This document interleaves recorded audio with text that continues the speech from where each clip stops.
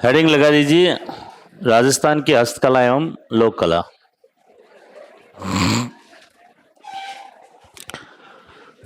प्रारंभ करें? अब आवा नहीं करें। हस्तकला एवं लोक कला में पढ़ते हैं हम। सबसे पहले हेडिंग लगाइए पोटरी कला।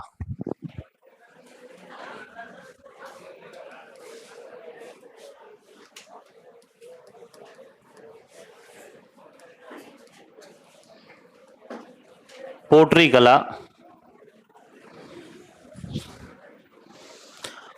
पोटरी कला क्या होती है? वैसे पोटरी शब्द विदेशी शब्द है जिसका अर्थ होता है चीनी मिट्टी। अपन जो चाय पीते हैं, अपने कप बने होते हैं, वो किसके बने होते हैं? चीनी मिट्टी के बने होते हैं। तो चीनी मिट्टी एक विशेष प्रकार की मिट्टी आती है और उस मिट्टी से जो कलात्मक वस्तुएं बनाई जाती हैं उसे हम क्या बोलते हैं? पोटरी कला कहते हैं। ये मूल रूप से पर्शिया की है। कहाँ की है? पर्शिया। पर्शिया कहाँ पे है? ईरान। पर्शिया ईरान की है। ये मुगलों के साथ में लाहौर आई और लाहौर से ये कहाँ आई? भारत आई। तो पोटरी कला का मतलब चीनी मिट्टी से बर्तन बनाने की कला। फिर इसको अलग अलग प्रकार से सजाया जाता है तो इसके अलग अलग प्रकार देखने को मिलते हैं। जैसे चीनी मिट्टी के बर्तन जो बनाए जाते हैं उन पर नीले रंग से सजावट की जाती है, उनको सुंदर बनाया जाता है, उस पर नीले रंग का चित्र बनाया जाता है तो उसको क्या बोलते हैं? Blue pottery. नीला मतलब ब्लू, तो वो ब्लू पोट्री हो जाती है। काले रंग से उस पर चित्र बनाए जाते हैं तो ब्लैक पोट्री। सुनहरे गोल्डन रंग से अगर उस पर चित्र बनाए जाते हैं तो उसको सुनहरी पोट्री कहते हैं। और अलवर में जो है आपके बर्तन जो है वो पतले कागजी परत के समान बनाए जाते हैं, इसलिए उसको अपन क्या बोलते हैं? कागजी पोट्री कहते हैं। क्या बोलते हैं? कागजी। ये 3-4 पोट्रियां आपको याद रखनी है। सबसे इंपॉर्टेंट जो है वो है आपके ब्लू पोट्री। ये है जैसे आपके ब्लू पोट्री, मतलब ये देखिए कप बने हुए हैं, ये चाय की केतली बनी हुई है और प्लेटें बनी हुई हैं और इस पर किस रंग से सजावट चित्र बनाए गए हैं? ब्लू रंग से, इसलिए इसको हम क्या बोलते हैं? Blue pottery. Blue pottery Lahore से कौन लेकर आया यहां जयपुर? मानसिंह प्रथम। मानसिंह प्रथम जो है ब्लू पोट्री लाहौर से कहां लेकर आया? क्योंकि लाहौर जो है मानसिंह अकबर की तरफ से वहां पर नियुक्त किया गया था और आते समय ब्लू पोट्री के कलाकारों को अपने साथ जयपुर लेकर आया। मतलब ये कला जो है वो जयपुर में किसके समय प्रारंभ हुई? मानसिंह के समय। और ब्लू पोट्री कहाँ की प्रसिद्ध है? आपके जयपुर की प्रसिद्ध है। मानसिंह के बाद आने वाले शासकों ने इस कला की ओर ध्यान नहीं दिया। धीरे धीरे ये कला जयपुर में भी क्या होने लगी? खत्म होने लगी, विलुप्त होने लगी। लेकिन एक शासक राम सिंह द्वितीय, कौन था? राम सिंह द्वितीय ने इस कला की ओर वापस ध्यान दिया, इस कला को जो है वापस विकसित करने की कोशिश की और राम सिंह के समय इसका सर्वाधिक विकास होता है। तो सर्वाधिक विकास किसके समय हुआ? राम सिंह द्वितीय, या इसको वापस संरक्षण प्रदान करने का कार्य राम सिंह द्वितीय। राम सिंह द्वितीय ने जयपुर से, अपने राज्य से 2 व्यक्तियों को ये कला पुनः सीखने के लिए कहां भेजा था? दिल्ली भेजा था। कहां भेजा था? दिल्ली। एक का नाम था कालूराम। क्या नाम था? और एक का नाम था आपके चूड़ामन। कालूराम और चूड़ामन नामक 2 कुम्हार कलाकारों को जयपुर से दिल्ली भेजा गया और ये दिल्ली में रहते हुए इस कला को पूरी तरह से सीखते हैं और वापस कहाँ आते हैं? जयपुर में। और राम सिंह ने कलाओं के या कलाकारों को संरक्षण प्रदान करने के लिए एक संस्था बनाई थी जिसको अपन बोलते हैं मदरसा ए हुनरी। तो मदरसा ए हुनरी में जो है इन दोनों को क्या किया था? स्थान भी प्रदान किया था और इनको सम्मानित भी किया था। तो प्रारंभ तो किसके समय हुई? मानसिंह प्रथम के समय, जबकि सर्वाधिक विकास जो है वो किसके समय हुआ? राम सिंह द्वितीय के समय हुआ। ये जो चित्र बना रहे हैं इनका नाम है कृपाल सिंह शेखावत। क्या नाम है? कृपाल सिंह शेखावत। और कृपाल सिंह शेखावत इस ब्लू पोट्री के प्रसिद्ध कलाकार माने जाते हैं। कृपाल सिंह शेखावत का जन्म जो है वो आपके कहाँ हुआ? महू गांव। और महू गांव कहाँ पे है? महू गांव आपके सीकर में है। कहाँ पे है? सीकर में। 1974 में इसके लिए इनको जो है पद्मश्री पुरस्कार प्रदान किया गया। कौन सा पुरस्कार? पद्मश्री। और आपके 1980 में इनको कलाविद की उपाधि प्रदान की गई। कलाविद। तो ये 2 सम्मान प्रदान किए गए। इसके साथ में कृपाल सिंह शेखावत ने ब्लू रंग को तो प्रधानता रखते हुए, ब्लू रंग को जो है ऊपर रखते हुए उसके साथ में 24 और कलरों का प्रयोग किया। मतलब कुल कितने कलरों का प्रयोग किया? 25 रंगों का प्रयोग किया। 25 रंगों का प्रयोग कर और कृपाल सिंह शेखावत ने ब्लू पोट्री की एक नई शैली बनाई जिसको कृपाल शैली कहा जाता है। क्या कहा जाता है? कृपाल शैली। तो ये कृपाल सिंह शेखावत का जो है नाम याद रखना। अन्य अगर बात पूछे तो एक नाम और याद रखना, गोपाल सैनी। गोपाल सैनी भी इस कला के क्या है? प्रसिद्ध कलाकार हैं और कृपाल सिंह शेखावत की जो है क्या है? शिष्य माने जाते हैं। तो ये तो हो गई आपके कौन सी कला? Blue pottery. ब्लू पोट्री के अलावा ये ब्लू पोट्री पर जो है डाक टिकट जारी किया गया है। कितने रुपए का किया गया है? 25 रुपए का। 25 रुपए का ब्लू पोट्री पर कब किया गया है? 2017 में 25 रुपए का ब्लू पोट्री पर जो है डाक टिकट भी जारी किया गया है। इसके अलावा ये है आपके कागजी पोट्री। कहाँ की प्रसिद्ध है ये कागजी पोट्री? अलवर की। अलवर। इसकी विशेषता क्या है कि बर्तन जो है बहुत कागज के समान पतले बनाए जाते हैं। इनकी जो परत होती है वो कागज के समान पतली होती है, इतनी महीन होती है कि देखने पर लगते हैं कि जैसे ये बर्तन जो है वो मिट्टी के नहीं बने हुए हैं। किसके बने हुए हैं? कागज के बने हुए हैं। इसलिए इसको क्या बोला जाता है? कागजी पोट्री। ये ब्लैक रंग, काला रंग जो है इस पर लगाया गया है और इसको सजाया गया है। और ब्लैक पोट्री कहाँ की प्रसिद्ध है? कोटा। कोटा नहीं है तो आपके सवाई माधोपुर। सवाई माधोपुर भी ध्यान रखना, कोटा या सवाई माधोपुर। सवाई माधोपुर और कोटा की प्रसिद्ध है आपकी ब्लैक पोट्री। ये बने हुए, ये क्या बने हुए हैं? ये घरों में क्या काम आते हैं? इनमें फूल रखे जाते हैं। क्या रखे जाते हैं? फूल। ये फूलदान है। क्या है? और ब्लैक पोट्री के फूलदान जो है वो आपके प्रसिद्ध माने जाते हैं। तो ये फूलदान है, ध्यान रखना। इसमें घरों में जो है फूल रखे जाते हैं।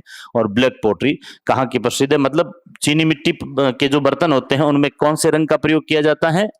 काले रंग का। काले रंग का प्रयोग कर इस पर चित्र बनाए जाते हैं, इनको सजाया जाता है, इसलिए इनको ब्लैक पोट्री कहा जाता है।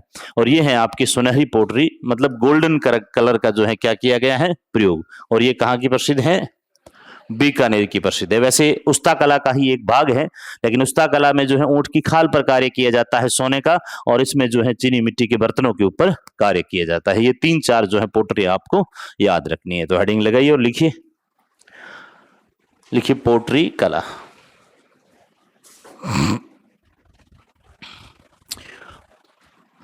पहले हेडिंग लगा दीजिए पोट्री कला, परिभाषा लिखिए। पोट्री कला प्रारंभ करें। लिखिए। चीनी मिट्टी के बर्तन बनाने की कला। चीनी मिट्टी से बर्तन बनाने की कला को, चीनी मिट्टी से बर्तन बनाने की कला को पोट्री कला कहा जाता है। चीनी मिट्टी से बर्तन बनाने की कला को पोट्री कला कहा जाता है।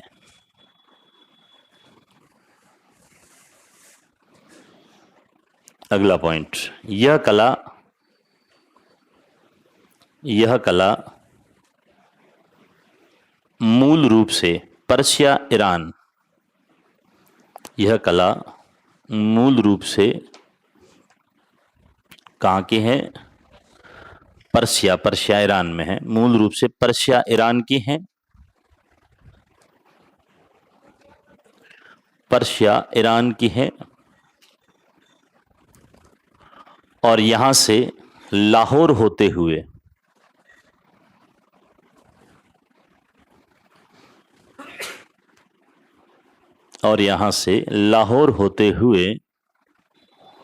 मुगलों के साथ भारत आई।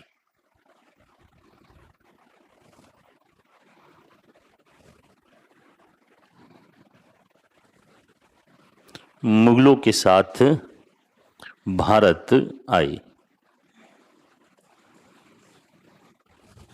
ठीक है। अब लिखिए पोट्री कला के प्रकार। पोट्री कला के प्रकार।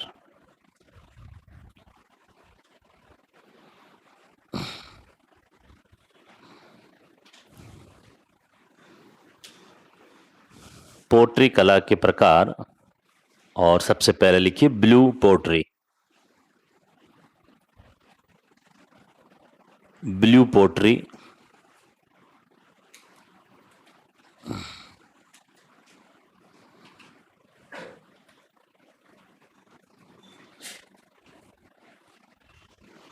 ब्लू पोट्री में लिखिए कहाँ की है, जयपुर। पीछे लिख देना ब्लू पोट्री, आगे लिख देना जयपुर।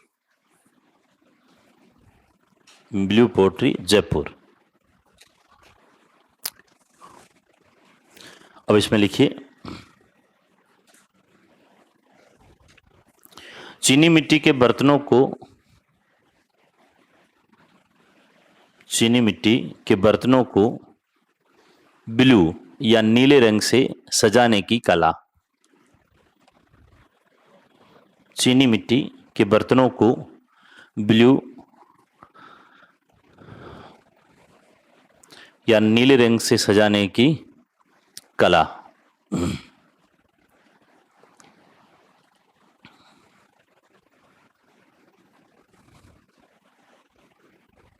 यह कला, अगला पॉइंट लिखिए, यह कला मानसिंह प्रथम, यह कला मानसिंह प्रथम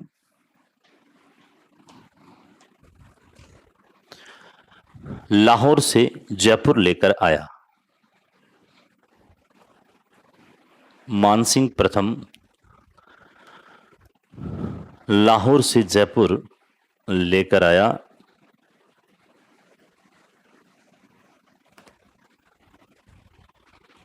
अगला पॉइंट, इस कला का सर्वाधिक विकास, इस कला का सर्वाधिक विकास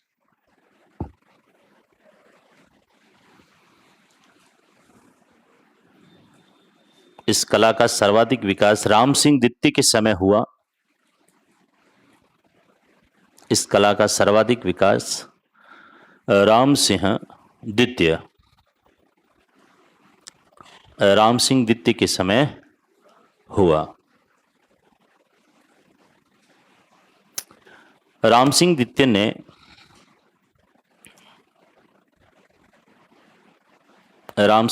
ने इस कला को पुनर्जीवित करने के लिए, राम सिंह द्वितीय ने इस कला को पुनर्जीवित करने के लिए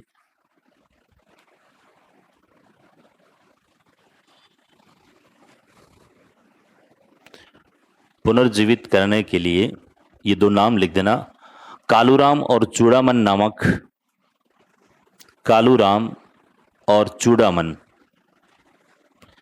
इस कला को पुनर्जीवित करते हुए या करने के लिए कालूराम और चूड़ामन नामक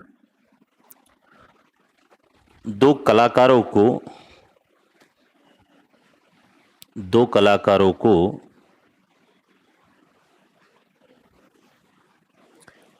यह कला सीखने के लिए दिल्ली भेजा। कालूराम और चूड़ामन नामक दो कलाकारों को यह कला सीखने के लिए कहाँ भेजा, दिल्ली भेजा। और लौटने पर, यह कला सीखने के लिए दिल्ली भेजा और लौटने पर मदरसा ए हुनरी,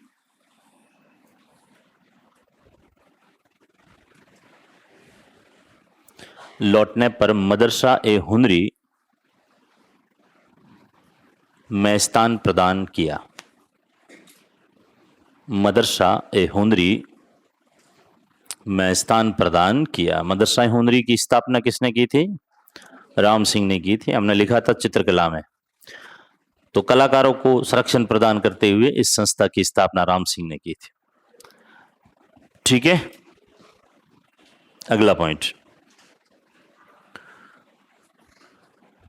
ब्लू पोट्री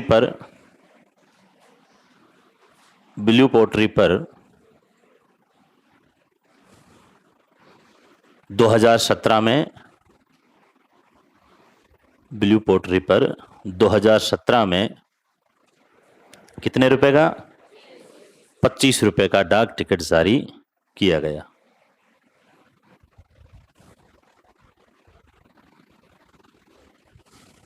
₹25 का डाक टिकट जारी किया गया।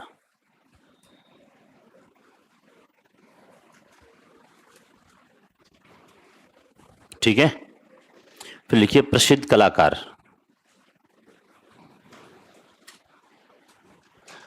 प्रसिद्ध कलाकार कृपाल सिंह शेखावत।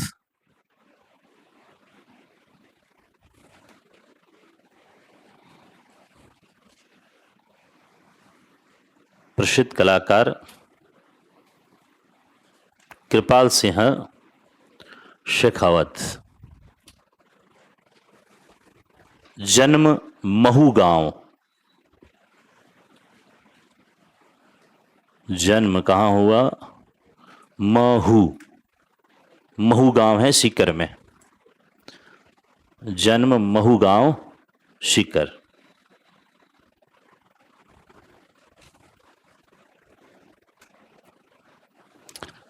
अगला पॉइंट लिखिए, इन्होंने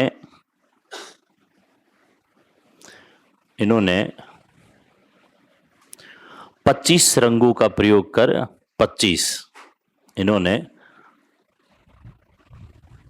25 रंगों का प्रयोग कर 25 रंगों का प्रयोग कर ब्लू पोट्री की 25 रंगों का प्रयोग कर ब्लू पोट्री की एक नई शैली का निर्माण किया।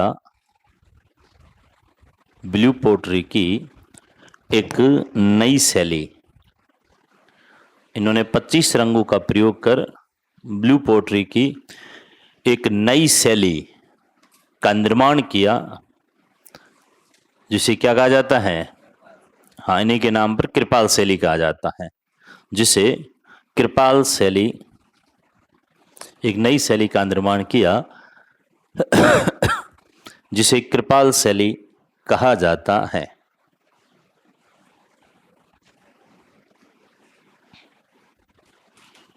ठीक है, अगला पॉइंट, इन्हें 1974 में पद्मश्री पुरस्कार, इन्हें 1974 में पद्मश्री पुरस्कार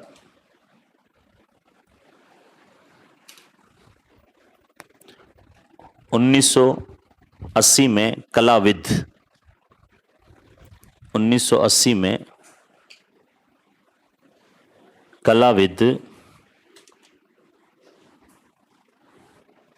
और 2000 में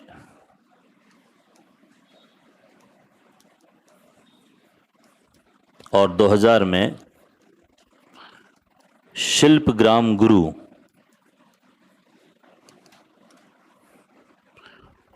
और 2000 में शिल्पग्राम गुरु की उपाधि प्रदान की गई। 1974 में पद्मश्री पुरस्कार, 1980 में कलाविद और 2000 में शिल्पग्राम गुरु की उपाधि प्रदान की गई। क्या हुआ? नहीं, 2008 में शायद निधन हो गया इनका। अब जीवित नहीं है। तो ये थे आपके, एक अन्य नाम लिख देना, अन्य कलाकार गोपाल सैनी। अन्य कलाकार गोपाल सैनी। गोपाल सैनी के आगे लिख देना कृपाल सिंह शेखावत के शिष्य।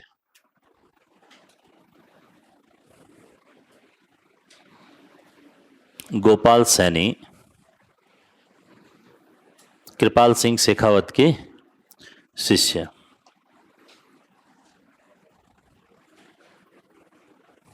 ठीक है, तो ये थी आपकी कौन सी पोट्री? Blue pottery.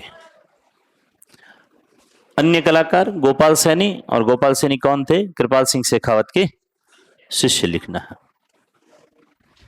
कृपाल सिंह शेखावत के शिष्य। नेक्स्ट लिखिए, कागजी पोट्री,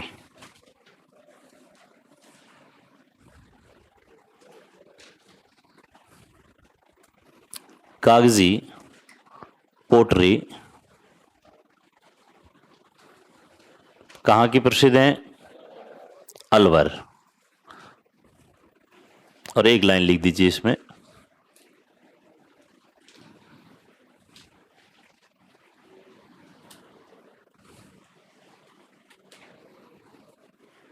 इसमें बर्तनों को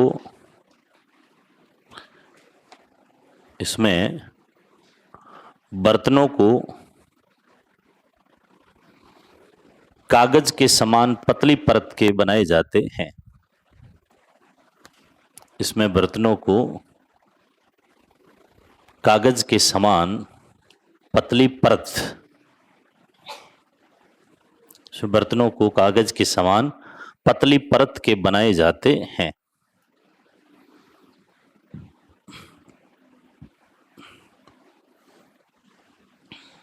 ठीक है, फिर लिखिए ब्लैक पोटरी। ब्लैक पोटरी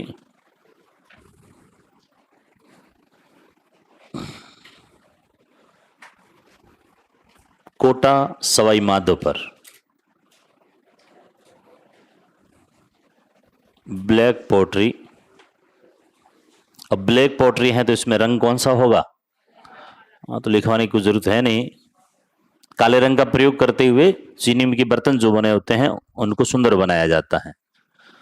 एक पॉइंट लिख दीजिए, ब्लैक पोटरी कोटा व सवाई माधोपुर। लिखिए इस कला से बने फूलदान, इस कला से बने फूलदान प्रसिद्ध हैं। फूलदान प्रसिद्ध हैं। ठीक है, ये होगी ब्लैक पोटरी। सुनहरी पोटरी, सुनहरी पोटरी कहाँ की प्रसिद्ध है? बीकानेर लिख देना, सुनहरी पोटरी बीकानेर। सुनहरे या गोल्डन कलर का क्या किया जाता है? इसमें प्रयोग किया जाता है। ठीक है, वैसे बीकानेर में लाख का भी प्रयोग करते हुए बर्तनों को सुंदर बनाया जाता है, तो उसे लाख पोटरी कहते हैं। क्या बोलते हैं? तो एक लिखना, देखो और लिख दीजिए, लाख पोटरी। लाख कला ध्यान रखना जयपुर की प्रसिद्ध है। लाख पोटरी ये भी आपके बीकानेर की प्रसिद्ध है। और लाख कला कहाँ की प्रसिद्ध है? जयपुर की, अपन पढ़ेंगे। और लाख से बनी जो चूड़ियां होती है उसको क्या बोलते हैं? लाख से बनी चूड़ियां, लाख से बनी चूड़ियों को मोकड़ी कहा जाता है। क्या बोलते हैं? मोकड़ी। पढ़ेंगे अब यहां। तो ये थे आपके कौन सी कला? पोट्री कला।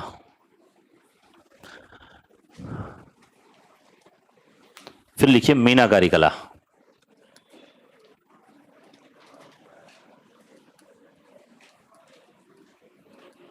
मीनाकारी कला,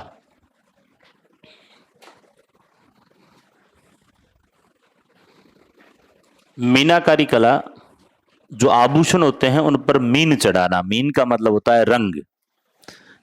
यहां आप देख रहे हो कि ये सोने का कोई आभूषण है और इस आभूषण पर क्या कर रहा है? ये अलग अलग कलर चढ़ा रहा है और अलग अलग कलरों से सजा हुआ आपको ऐसा आभूषण दिखाई देगा। तो यह तो सोने का, लेकिन इसमें लाल है, आपकी काला है, सफेद, ये सब क्या है? इस पर रंग चढ़ाया जाता है। तो आभूषणों पर रंग चढ़ाने की जो कला होती है उसको अपन क्या बोलते हैं? मीनाकारी। कहाँ की प्रसिद्ध है?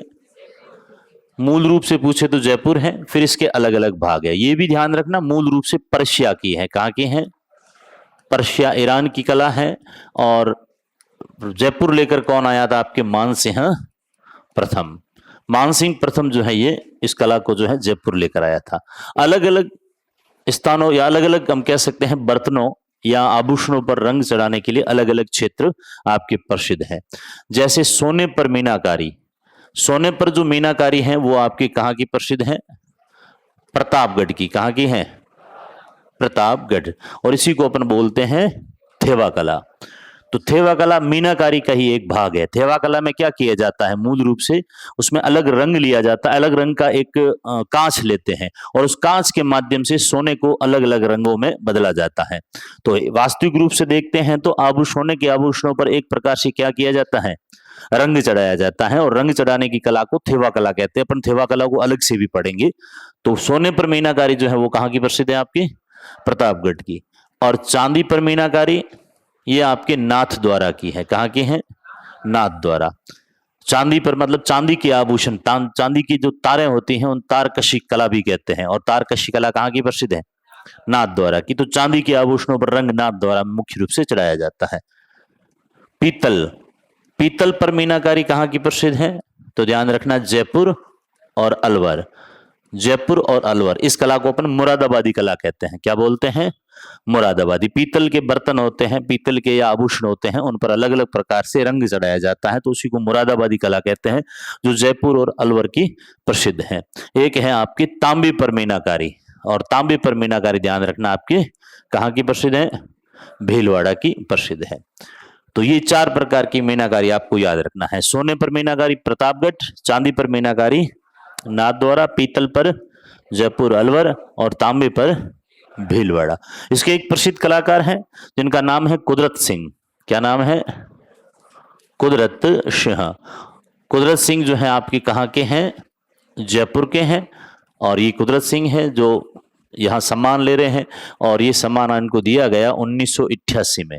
1988 ईस्वी में इनको जो है क्या दिया गया, पद्मश्री पुरस्कार प्रदान किया गया मीनाकारी कला के लिए। ठीक है, तो लिख दीजिए मीनाकारी कला। मीनाकारी कला में लिखिए कहाँ की प्रसिद्ध है, आगे लिख देना जयपुर। सीधा सीधा पूछे मीनाकारी कला कहाँ की है, जयपुर। और इस प्रकार का कोई देकर पूछे तो अलग अलग ध्यान रखना। सोने का पूछे तो प्रतापगढ़, चांदी का अलग, पीतल का अलग, तांबे का अलग। हेडिंग लगाइए मीनाकारी जयपुर। परिभाषा लिखिए, आभूषणों पर, आभूषणों पर रंग चढ़ाने की कला। आभूषणों पर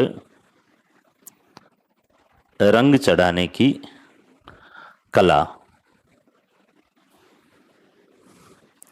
अगला पॉइंट, यह कला, यह कला मूल रूप से पर्सिया ईरान की है। यह कला मूल रूप से पर्सिया ईरान की है।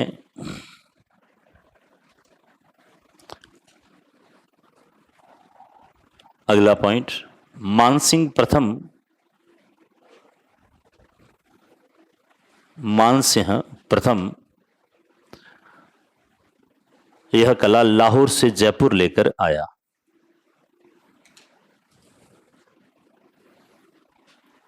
मानसिंह प्रथम यह कला लाहौर से जयपुर लेकर आया।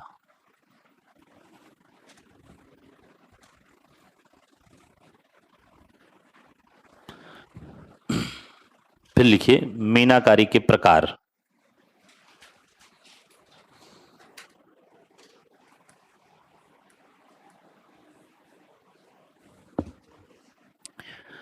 मीनाकारी के प्रकार, और ये लिख दो, सोने पर मीनाकारी, आगे लिखना प्रतापगढ़, चांदी पर मीनाकारी नाथ द्वारा, पीतल पर मीनाकारी जयपुर अलवर, तांबे पर मीनाकारी भीलवाड़ा।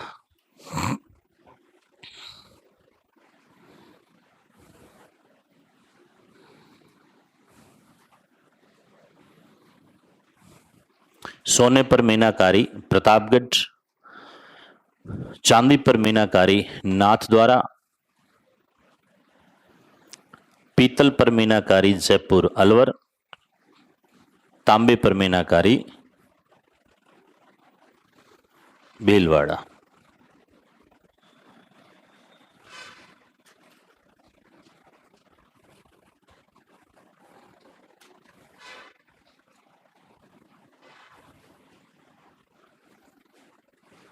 लिख दिया।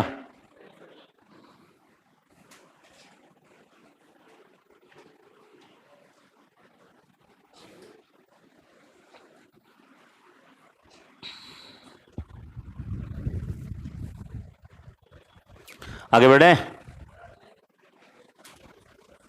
लिखिए प्रसिद्ध कलाकार।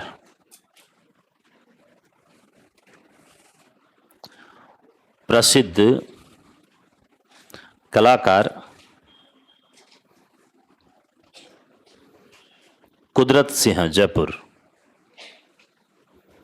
प्रसिद्ध कलाकार कुदरत सिंह जयपुर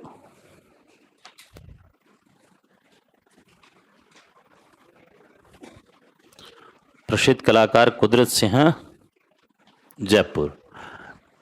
और एक पॉइंट लिख देना, 1988 में पद्मश्री पुरस्कार।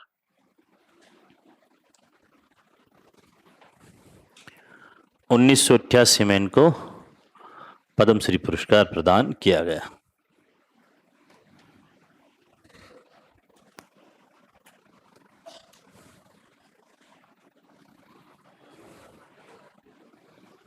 ठीक है, तो ये थी अपनी कौन सी कलाकारी, मीनाकारी।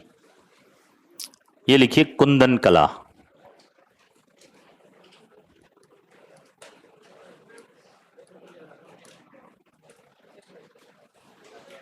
कुंदन कला कहां की प्रसिद्ध है, जयपुर। कुंदन कला जयपुर। एक आभूषण है, आभूषण में इस प्रकार की डिजाइन बनाई गई है और ये जगह जैसे खाली है, ये भी यहां पर भी ये जगह खाली रखी गई। इसके अंदर जो है ये क्या भर रहे हैं, कीमती पत्थर, जिसको अपन नग बोलते हैं। क्या बोलते हैं, नगीने, नग। तो सोने के आभूषण या आभूषणों में कीमती पत्थर जड़ने की जो कला होती है उसको क्या बोलते हैं, कुंदन कला। बस इतना याद रखना। जैसे अंगूठी देखी होगी आपने, तो अंगूठी में अलग अलग प्रकार के नगीने होते हैं, तो वो नगीने उसमें फिट किए जाते हैं। वो सोने का ही भाग नहीं होता, अलग अलग होता है। लेकिन मीनाकारी कला में ऐसा नहीं था। मीनाकारी कला में हमने देखा कि ये तो इसके ऊपर रंग भर रहा है, ये रंग जो है, अब ये खाली जगह है, यहां पर वो क्या करेगा, वो नगीने लगाएगा। और तो नगीने लगाएगा वो कला तो हो जाएगी कैसी, कुंदन कला। और जब ये रंग भर रहा है तो ये कला कौन सी है, मीनाकारी कला। तो लिख दीजिए, परिभाषा लिखनी है, बात कुछ है नहीं इसमें। कुंदन कला में लिखिए, आभूषणों पर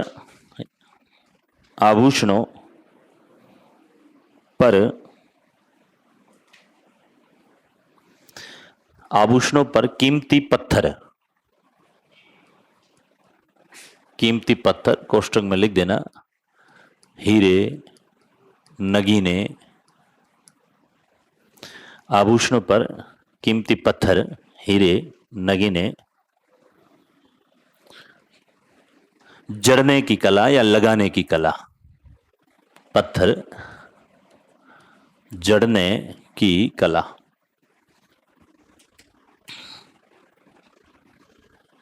ठीक है, तो ये कौन सी कला हो जाएगी आपकी, कुंदन कला। कुंदन कला में अलग अलग रंग के नगीने लगाए जाते हैं, मीनाकारी कला में अलग अलग रंग जो है वो चढ़ाया जाता है। कलाकार इसके कोई वैसे फेमस है नहीं। ये है आपकी कोफ्तगिरी कला। कौन सी कला, कोफ्तगिरी कला। कोफ्ते नहीं बनाते, ध्यान रखना है ना। कोफ्तगिरी कला कहां की प्रसिद्ध है, जयपुर। कहां की प्रसिद्ध है, जयपुर। ये आपको दिख रहा है, ये क्या है, तलवार का हत्था है, मुठ कहते हैं जिसको अपन। हाँ, अब इसमें ये मूल रूप से तो ये किसकी बनी हुई है, ये जो हत्था है ये किसका बना हुआ है, मूल रूप से तो ये लोहे का बना हुआ है। किसका बना हुआ है, लोहे का, या हम कह सकते हैं कि मजबूत धातु फौलाद का बना हुआ है। लेकिन उसके ऊपर आप देख रहे हो कि ऊपर से देखने पर कैसा लग रहा है, सोने का लग रहा है। तो है तो नहीं सोने का, लेकिन इस पर सोने का क्या किया गया है, लेप किया गया है, सोने की परत चढ़ाई गई है। बस यही है, मजबूत धातु से जो बनी हुई वस्तुएं होती हैं उसके ऊपर सोने का लेप चढ़ाने की जो कला होती है उसको अपन क्या बोलते हैं, कोफ्तगिरी कला बोलते हैं। ठीक है, परिभाषा लिख दीजिए इसकी बस, कोफ्तगिरी कला।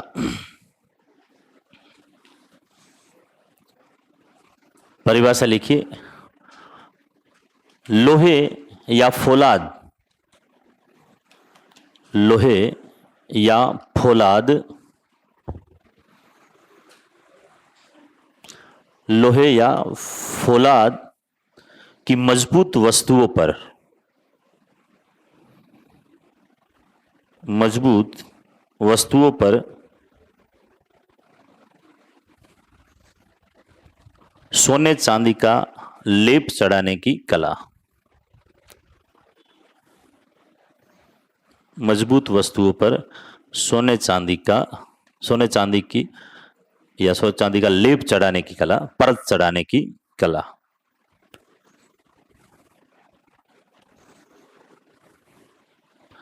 ठीक है, तो इस कला को हम क्या कहेंगे? कोफ्तगिरी कला। कहां की प्रसिद्ध है? जयपुर की प्रसिद्ध है। नेक्स्ट ये है आपके लाख कला। लाख की कला, और ये लाख से बनी हुई चूड़ियां हैं, इसको क्या बोला जाता है? मोकड़ी कहा जाता है। लाख कला कहां की प्रसिद्ध है? आपके जयपुर की प्रसिद्ध है। वैसे लाख एक गाढ़ा पदार्थ होता है, एक कोई विशेष प्रकार के कीट आते हैं, उनके शरीर से स्राव होता है, उस लाख को जो है इकट्ठा किया जाता है, फिर उच्च तापमान पर जो है उबाला जाता है गाढ़ा करके, और फिर उससे कलात्मक जो है वस्तुएं बनाई जाती हैं। मुख्य रूप से चूड़ियां बनाई जाती हैं। क्या बनाई जाती हैं? चूड़ियां। और लाख का कार्य करने वाले क्या कहलाते हैं? लखारा कहलाते हैं, या इनको हम बोलते हैं मणिहारा। क्या बोलते हैं? लखारा या मणिहारा इनको कहा जाता है। और ये विशेष याद रखना कि लाख से जो चूड़ियां बनाई जाती हैं, जो सुहाग की निशानी मानी जाती हैं, उनको क्या बोला जाता है? उसे मोकड़ी कहा जाता है। और जयपुर का रहने वाला है अयाज मोहम्मद, इसका क्या माना जाता है? प्रसिद्ध कलाकार माना जाता है अयाज मोहम्मद। तो लिख दीजिए बस, लाख कला लिखिए। लाख से कलात्मक वस्तुएं बनाने की कला। लाख से कलात्मक वस्तुएं बनाने की कला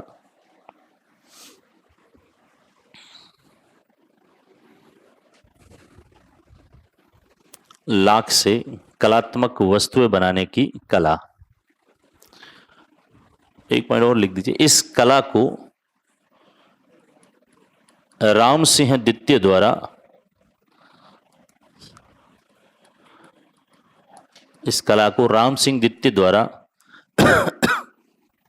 संरक्षण प्रदान किया गया। इस कला को राम सिंह द्वितीय द्वारा संरक्षण प्रदान किया गया।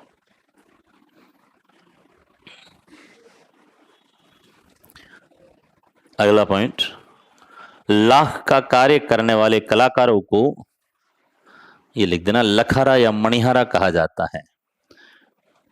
वैसे लाख का सामान जो बेचते हैं उस दुकान को हम मणिहारी की दुकान बोलते हैं, तो मणिहारा या लखारा कहा जाता है।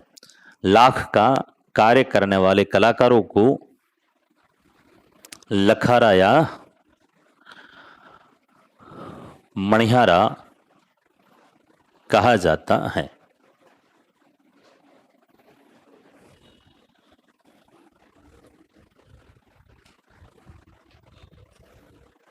अगला पॉइंट इंपोर्टेंट करके लिखना, लाख से बनी चूड़ियां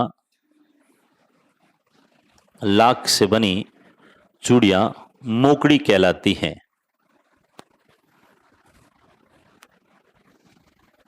लाख से बनी चूड़ियां क्या कहलाती हैं?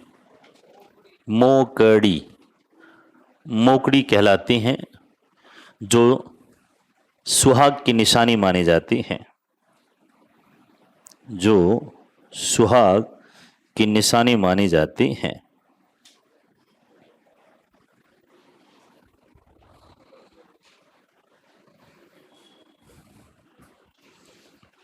जो सुहाग की निशानी मानी जाती हैं। प्रसिद्ध कलाकार अयाज मोहम्मद, जयपुर। प्रसिद्ध कलाकार अयाज मोहम्मद,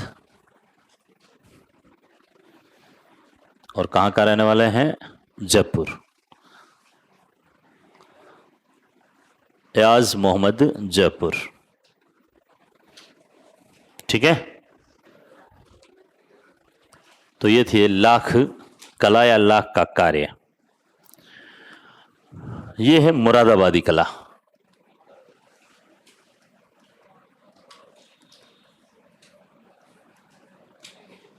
मुरादाबादी कला कहाँ की प्रसिद्ध है? ये आपके जयपुर और एक ध्यान रखना अलवर, जयपुर और अलवर। अलवर में एक परिवार है लाल बख्शी परिवार। कौन सा परिवार? लाल बख्शी परिवार, जो इस कला में निपुण माना जाता है और इस कला के लिए प्रसिद्ध माना जाता है। ये आप लोटा देख रहे हो, किसका बना हुआ है? पीतल का। किसका बना हुआ है? पीतल। इसके ऊपर चित्र बनाए जाते हैं और चित्रों को गहरा खोदा जाता है और उसमें खोद कर क्या भरा जाता है? रंग भरा जाता है। तो पीतल के बर्तनों पर चित्र बनाकर उनमें रंग भरने की जो कला है उसको अपन क्या कहेंगे? मुरादाबादी। मूल रूप से मुरादाबाद की है, इसलिए मुरादाबादी कला कहते हैं। और रंग भरने की जो मुख्य कला है उसको अपन बोलते हैं मीनाकारी कला। तो ये मीनाकारी कला का ही एक क्या है? भाग है। तो परिभाषा लिख दीजिए, मुरादाबादी कला।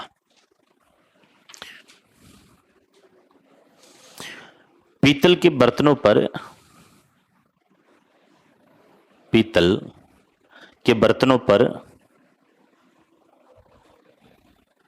पीतल के बर्तनों पर चित्र बनाकर,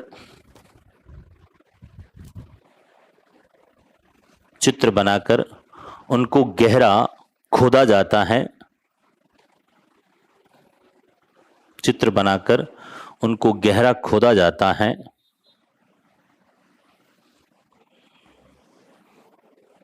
गहरा खोदा जाता है और उनमें विभिन्न प्रकार के रंग भरे जाते हैं, और उनमें पीतल के बर्तनों पर चित्र बनाकर उन्हें गहरा खोदा जाता है और उनमें विभिन्न प्रकार के रंग भरे जाते हैं, विभिन्न प्रकार के रंग भरे जाते हैं। ठीक है, ये लिख दीजिए, अलवर का लाल बख्शी परिवार इस कला के लिए प्रसिद्ध है। अलवर का लाल बख्शी परिवार, लाल बख्शी, अलवर का लाल बख्शी परिवार इस कला के लिए प्रसिद्ध है।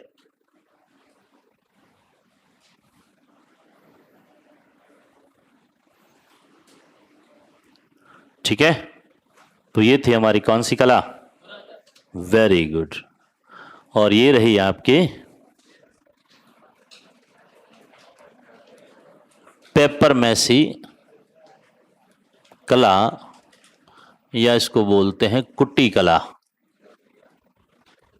पेपर मैसी कला या कुट्टी कला कहाँ की प्रसिद्ध है? जयपुर की। ये तो अपने ग्रामीण क्षेत्रों में भी इसका ऐसे बहुत सारे बनाए जाते थे। आपने अभी तो नहीं बनाते होंगे। हाँ, डाबूरिया बनाते हैं, इसमें रोटियां रखते हैं। हाँ, जो कागज होता था उस कागज को कई दिनों तक जो है भिगो कर रखते थे, वो पूरी तरह से सड़ जाता था। फिर उसको उच्च तापमान पर जो है उबालते थे और उसको गाढ़ा करते थे, और गाढ़ा करने के बाद में उससे क्या बनाते थे? अलग अलग प्रकार के वस्तुएं बनाई जाती है। देखिए, कई प्रकार की वस्तुएं बनाई जाती हैं। ये तो अपने घरों में भी बनता है, जिसमें हम रोटियां वोटियां रखा करते थे। हाँ, तो कलात्मक मतलब कागज की लुगदी बनाकर, कागज की लुगदी बनाकर और उससे कलात्मक वस्तुएं बनाने की जो कला है उसको क्या बोला जाता है? पेपर मैसी कला। बस परिभाषा ही इसकी लिख दीजिए। पेपर मैसी में लिखिए,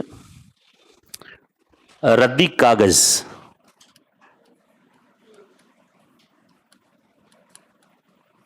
रद्दी कागज की लुगदी, रद्दी कागज की लुगदी बनाकर कलात्मक वस्तुएं बनाने की कला। रद्दी कागज की लुगदी बनाकर, लुगदी मतलब गाढ़ा किया जाता है, पूरी तरह से सड़ाकर बनाकर उससे कलात्मक वस्तुएं बनाने की कला क्या कहलाती हैं? पेपर मैसी या कुट्टी कला। ठीक है, नेक्स्ट लिखिए, तारकशी कला। तारकशी कला कहाँ की प्रसिद्ध है? नाथ द्वारा। चांदी की तारों से जो है आभूषण बनाए जाते हैं, उसको तारकशी कला कहा जाता है। तारों को कसते हुए आभूषण बनाते हैं। परिभाषा लिख दीजिए, तारकशी कला। चांदी की तारों से, चांदी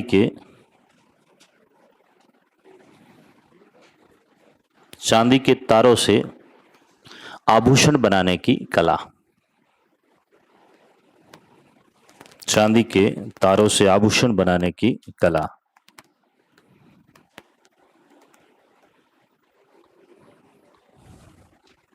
चांदी के तारों से आभूषण बनाने की कला क्या कहलाती है? तारकशी कला। ठीक है, ये तो आ गया आपकी टेराकोटा कला।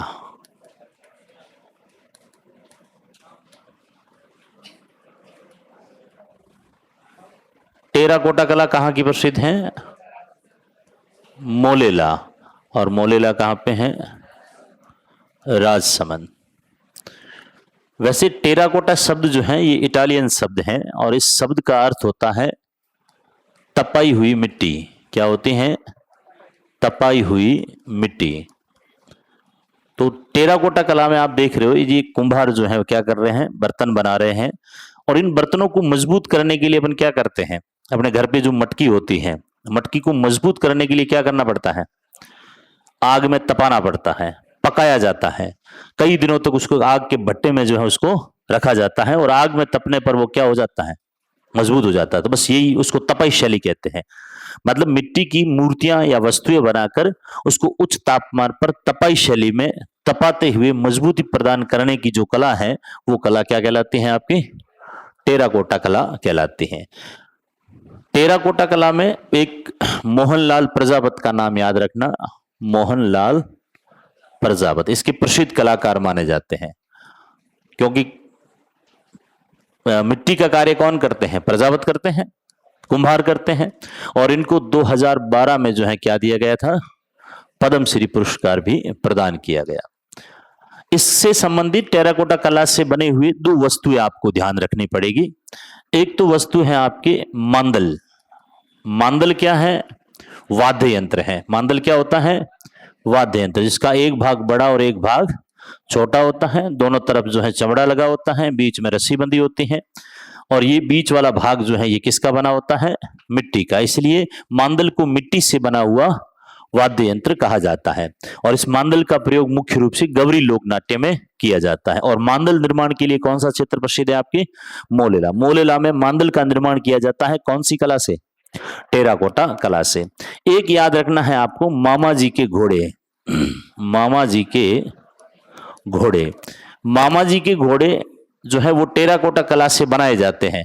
लेकिन मामा जी के घोड़े के निर्माण के लिए कौन सा क्षेत्र प्रसिद्ध है? आपके हरजी गांव प्रसिद्ध है। और हरजी गांव है आपके जालोर, आहोर जालोर में है हरजी गांव। यहाँ पर मिट्टी के कलात्मक घोड़े बनाए जाते हैं और उन घोड़ों को क्या कहा जाता है? मामा जी के घोड़े। और ये आपके हरजी गांव के प्रसिद्ध हैं। लेकिन किस शैली में बनाए जाते हैं? आपके टेराकोटा शैली में इसका निर्माण किया जाता है। तो ये कुछ बातें जो है इसमें ध्यान रखना। लिख दीजिए, टेराकोटा कला। देखिए मिट्टी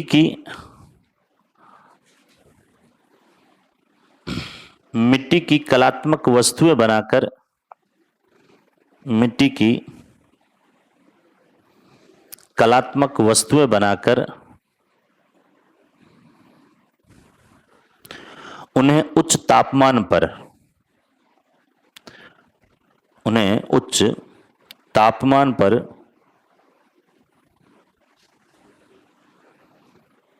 उन्हें उच्च तापमान पर तपाई शैली में, तपाई, उसे तपाई शैली बोलते हैं वैसे, उच्च तापमान पर तपाई शैली में मजबूती प्रदान करने की कला। तपाई शैली में मजबूती प्रदान करने की कला। और मिट्टी से जो मूर्तियां बनी होती हैं उन मूर्तियों को क्या बोलते हैं? मिट्टी से जो मूर्तियां बनी होती हैं उसको बोलते हैं मृण मूर्तियां। क्या बोलते हैं? मृण मूर्तियां बोलते हैं, ठीक है ना। तो इस टेराकोटा कला में भी मिट्टी से मूर्तियां जो बनाई जाती हैं उसको क्या बोला जाता है? मृण मूर्तियां। ये भी लिख देना, एक पॉइंट ये लिख देना, अगला लिख देना। इस शैली में मिट्टी की जो मूर्तियां बनाई जाती हैं, इस शैली में मिट्टी की जो मूर्तियां बनाई जाती हैं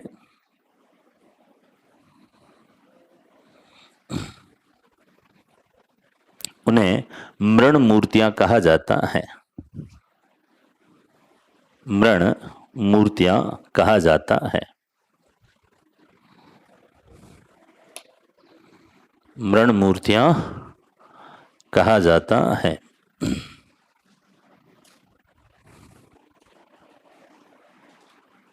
फिर लिखिए प्रसिद्ध कलाकार मोहनलाल प्रजापति। प्रसिद्ध कलाकार मोहनलाल प्रजापति।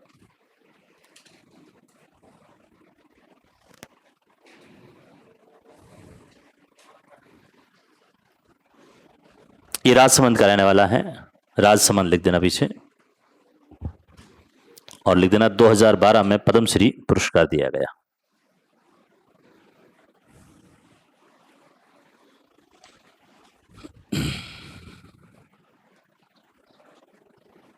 ठीक है। फिर लिखिए मांदल, 2012 में पद्मश्री।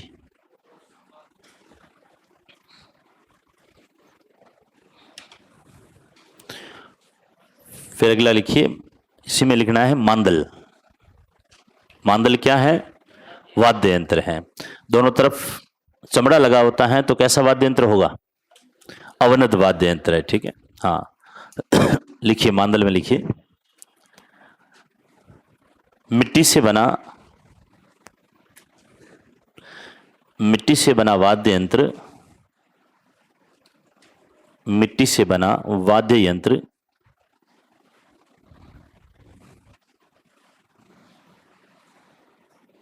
जिसके निर्माण के लिए मोलेला प्रसिद्ध है। जिसके निर्माण के लिए मोलेला प्रसिद्ध है।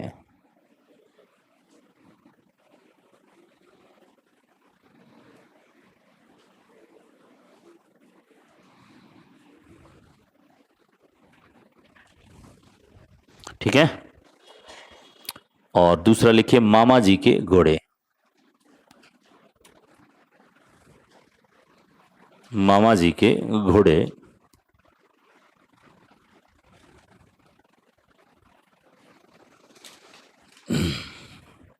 मामा जी के घोड़े में लिख देना टेराकोटा कला से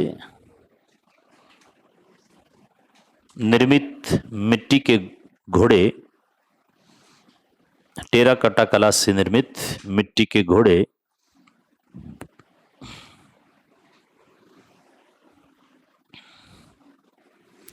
टेराकोटा कला से निर्मित मिट्टी के घोड़े जिसके निर्माण के लिए हरजी गांव जालोर प्रसिद्ध है। जिसके निर्माण के लिए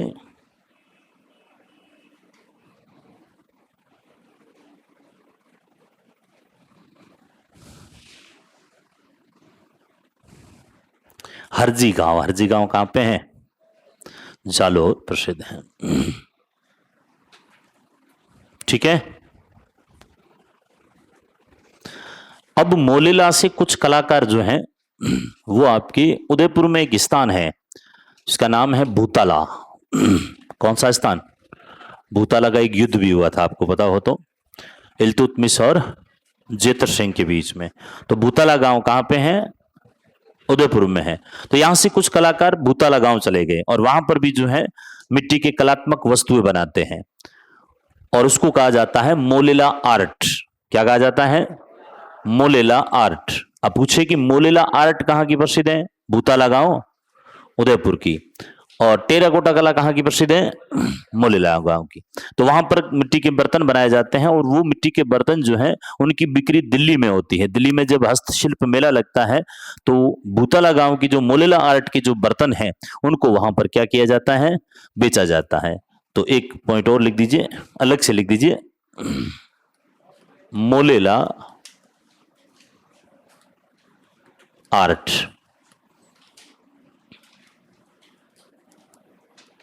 भूतला गांव, उदयपुर।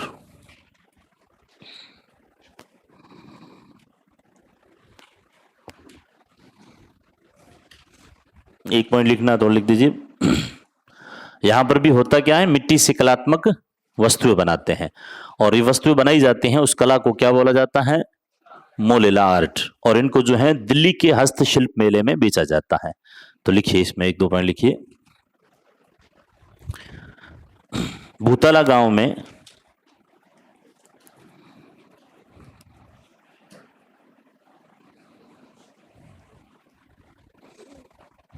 पद्मश्री पुरस्कार कौन देता है? भारत सरकार देती है, राष्ट्रपति द्वारा जो है उनको सम्मानित किया जाता है। पद्मश्री जितने भी पद्म पुरस्कार है, पद्म भूषण, पद्म विभूषण, पद्मश्री, ये सिर्फ सम्मान है, इसमें पैसे वैसे इनको कुछ भी नहीं दिए जाते, सिर्फ सम्मान प्रदान किया जाता है। वीआईपी जो है उनको सुविधाएं प्रदान की जाती है। नहीं, कोई रुपया नहीं देता इसमें, नहीं देते। पद्म जितने भी पुरस्कार है उनमें सब जो है क्या दिया जाता है? सिर्फ सम्मान प्रदान किया जाता है, रुपया नहीं दिया जाता है, पैसे नहीं मिलते, पक्की बात है। ठीक है? हाँ, लिखिए, अपने इसमें लिखते हैं, फिर भी मैं कंफर्म करके बता दूंगा, मेरे से पक्की बात है, पैसे नहीं देते हैं, सिर्फ सम्मान प्रदान किए, शालोटा को सम्मान प्रदान किए जाते, पैसे नहीं दिए जाते। पद्म पुरस्कारों में नहीं देते, पक्की बात है। लिखिए, भूतला गांव में मोलेला आर्ट के नाम से, मोलेला आर्ट, मोलेला आर्ट के नाम से मिट्टी के कलात्मक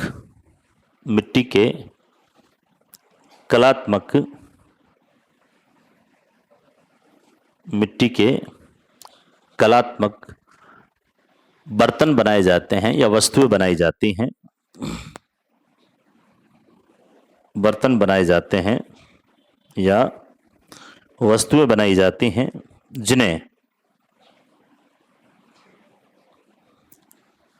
जिन्हें दिल्ली के हस्तशिल्प मेले में, जिन्हें दिल्ली के हस्तशिल्प मेले में बेचा जाता है।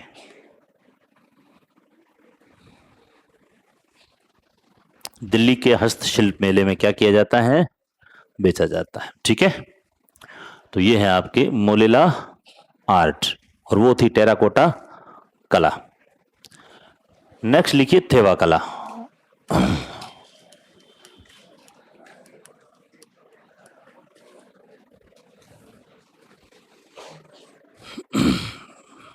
थेवा कला कहां की प्रसिद्ध है?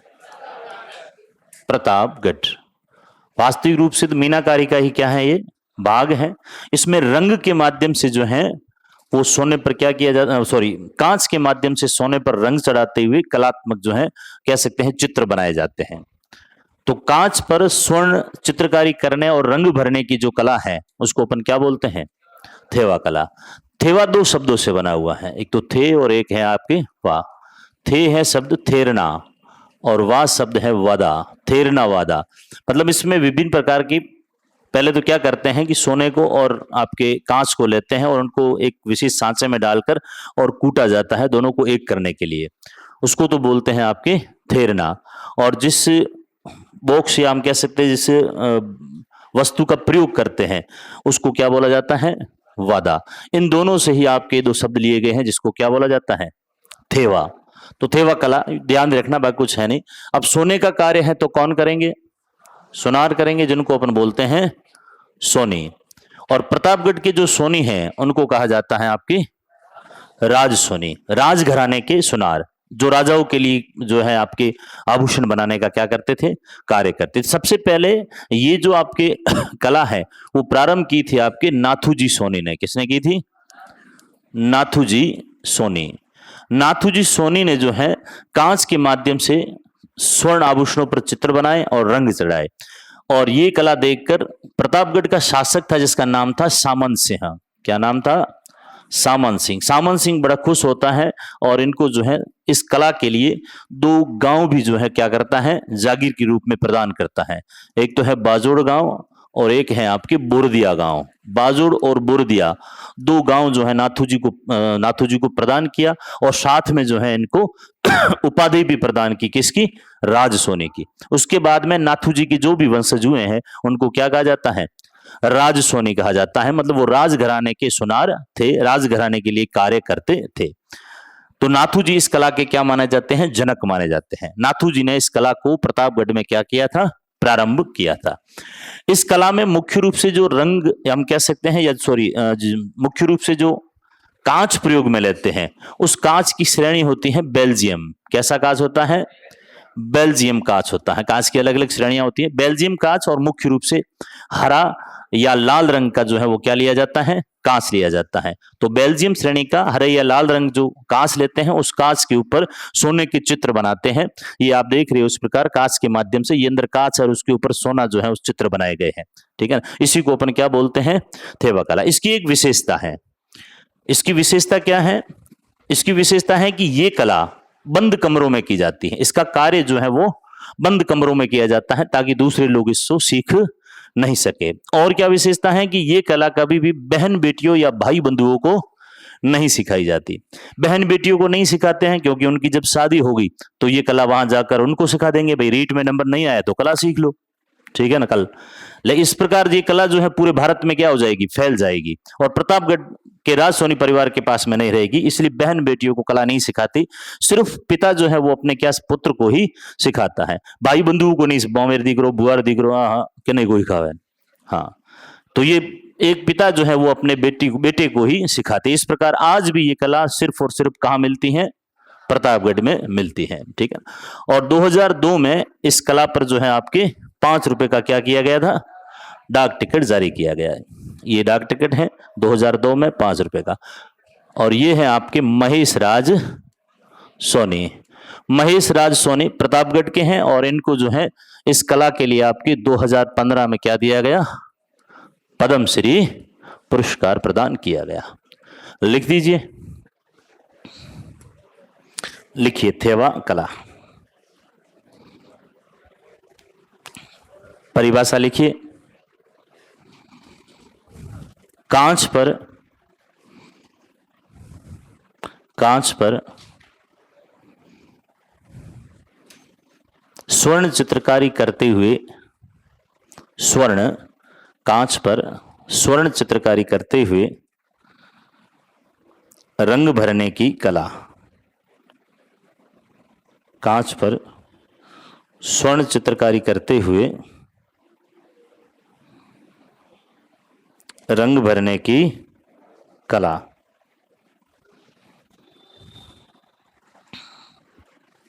अगला पॉइंट, इसमें लाल व हरे रंग के, इसमें लाल व हरे रंग के बेल्जियम कांच, इसमें लाल व हरे रंग के बेल्जियम कांच का प्रयोग किया जाता है। बेल्जियम कांच का प्रयोग किया जाता है।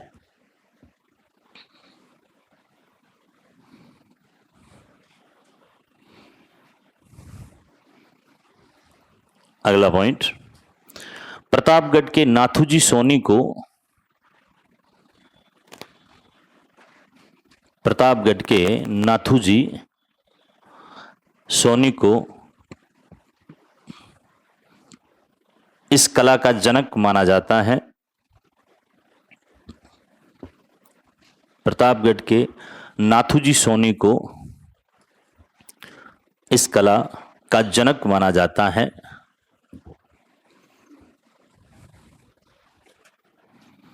जनक माना जाता है। नया पॉइंट लिख दीजिए, नाथूजी को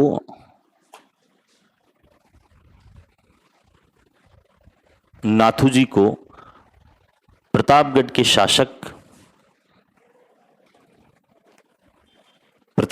शासक सामंत सिंह,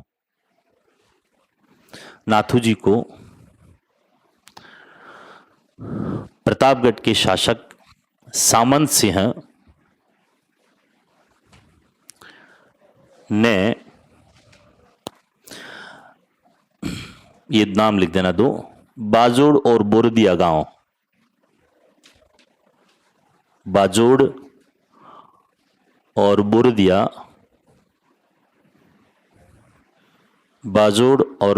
गांव प्रदान करते हुए, नाथूजी को प्रतापगढ़ के शासक सामंत सिंह ने बाजोड़ और बोरदिया गांव प्रदान करते हुए राज सोनी की उपाधि प्रदान की, राज सोनी की उपाधि दी।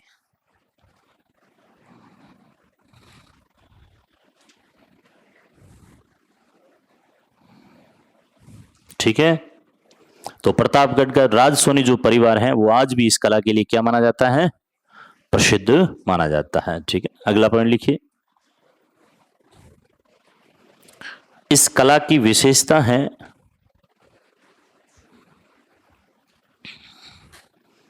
इस कला की विशेषता है, इस कला की विशेषता है कि इसका कार्य बंद कमरों में किया जाता है। इस कला की विशेषता है कि इसका कार्य बंद कमरों में किया जाता है और यह कला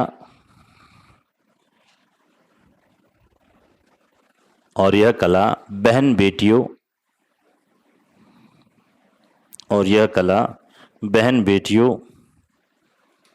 भाई बंधुओं,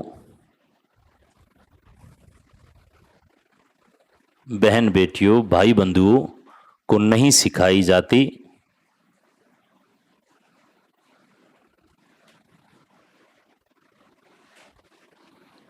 बहन बेटियों, भाई बंधुओं को नहीं सिखाई जाती, केवल पिता द्वारा पुत्र को सिखाई जाती है, केवल पिता पुत्र को सिखाता है।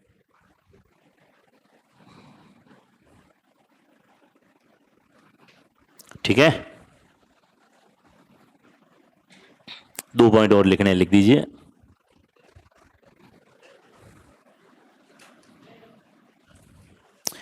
इस कला पर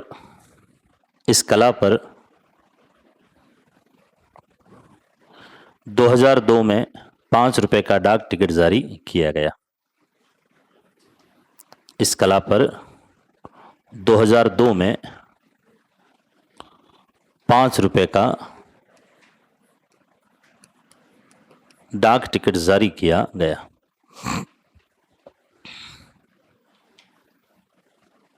और लास्ट लिख दीजिए, प्रसिद्ध कलाकार महेश राज सोनी प्रतापगढ़ के रहने वाले हैं। प्रसिद्ध कलाकार महेश राज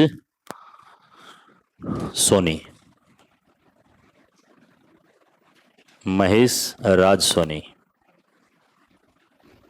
और लिख देना 2015 में पद्मश्री पुरस्कार दिया गया।